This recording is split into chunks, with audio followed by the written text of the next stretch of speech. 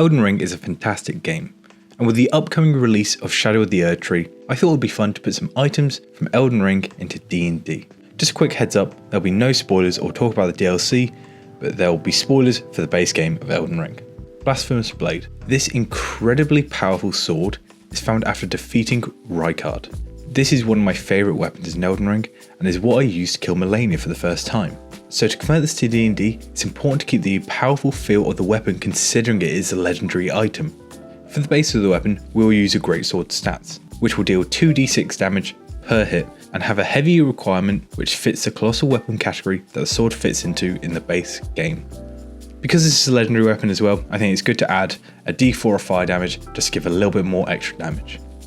In Elden Ring, the Ash of War Taker's Flame shoots volcanic fire from the ground in the direction the wield swings it. This attack does a lot of damage but also can heal you. To change this to suit D&D, Taker's Flame shoots out a line of fire from the ground which is 30 feet long and 5 feet wide. Each creature in the line will have to make a DC 15 dex save.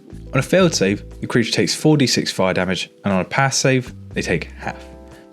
After using Taker's Flame, you heal 2d6. Taker's Flame can be used up to your proficiency bonuses and recharges after a long rest. This weapon is powerful and should be given to higher level characters. However, I think it can be really fun giving a martial character a strong range option whilst also adding to their survivability.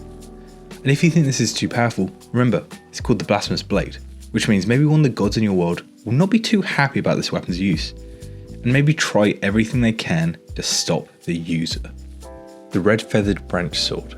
This is a talisman in Elden Ring that can be found by the scenic Owl Site of Grace in Liurnia the Lakes, and is dropped from a death bird. In Elden Ring, this talisman can raise your attacks by 20% if your HP is under 20%. In D&D, this item could work as it is, however, I believe it's better for DMs and players if this item is simpler. So the change I would make to this item to make it work in D&D is when you're below 20 HP, add an extra d6 to your damage. This could also scale with your level, as at level 5 this could go up to a d8, level 10, d10, and at level 15 a d12. Adding a d6 is powerful, however the setback of only having it activate at low health gives a fun choice on whether you keep attacking whilst low or safely retreat. Sacrificial Twig. In Elden Ring, this can be found in various locations, and this talisman prevents rune loss and death. However, when activated, it snaps, being unable to be used again. This is seen as a pretty bad talisman in Elden Ring, but for D&D, I think this can be quite useful. Obviously, there are no runes in D&D, and your character probably won't come back from death. So because of this, in D&D, the Sacrificial Twig will prevent your character from being downed in combat and restores 20 HP on use. However, when it is activated, the twig snaps, being unable to be used again. This is fun because it's kind of like a get out of jail free card, but for death, and can create some really awesome moments at the table when you are the only person that remembers you have the twig.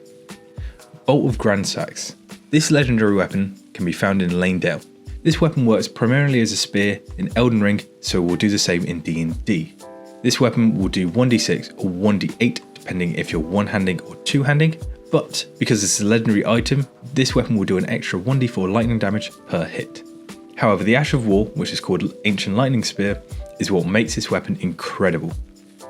This Ash of War is hard to convert to D&D, but how I think it should work is you can throw a lightning javelin up to 60 feet away, which deals 3d6 lightning on a hit. The javelin you throw is made completely out of lightning and is separate from the Bolt and Grandsax, so you do not lose your weapon.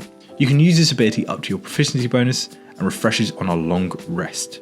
This weapon is perfect for a shield and spear pattern, as being able to add a smite to the Ash of War due to Ancient Lightning Spear having the Throne property, which makes you really feel like a god. So those were my Elden Ring weapons and talismans that I think work in D&D.